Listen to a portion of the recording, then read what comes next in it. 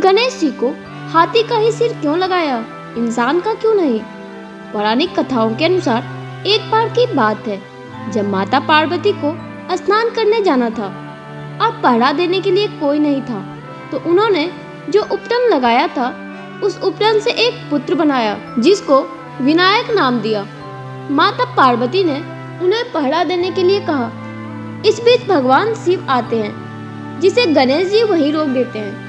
भगवान शिव क्रोधित होकर अपने त्रिशूल से उनका सिर धड़ से अलग कर देते हैं। जब माता पार्वती वापस आती है तो देखती है कि उनके बेटे का सिर भगवान शिव ने धड़ से अलग कर दिया। माता पार्वती यह सब देख रोने लगती है और आग बबूला हो जाती। जब भगवान शिव कहते हैं कि तुम चिंता मत करो, मैं उसे वापस जीवित कर दूंगा।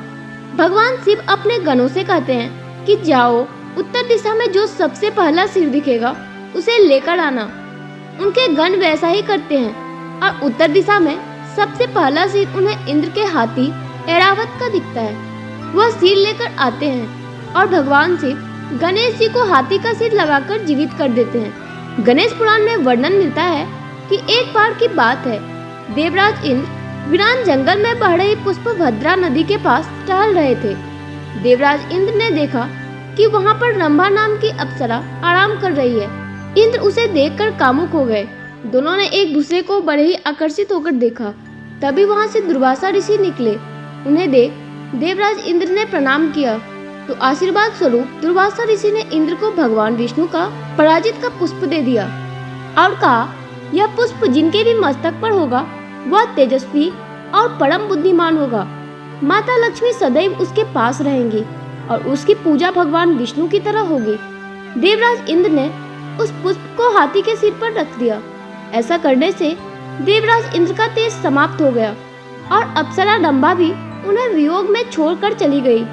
वहीं हाथी भी इंद्र को छोड़कर चला गया और उसी जंगल में हथनी के साथ रहने लगा। इस बीच हाथी ने वहां रह रहे वन्य जीव जंतुओं को और प्राणियों को बहुत परेशान किया।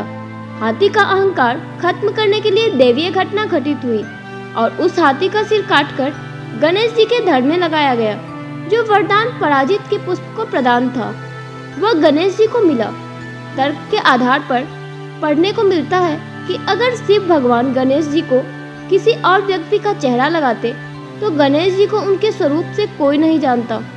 उन्हें उस व्यक्ति के स्वरूप से जानता जिसका चेहरा गणेश जी के धड़ से जोड़ा जाता। इसलिए गणेश जी को गज यानी कि हाथी का चेहरा लगाया गया।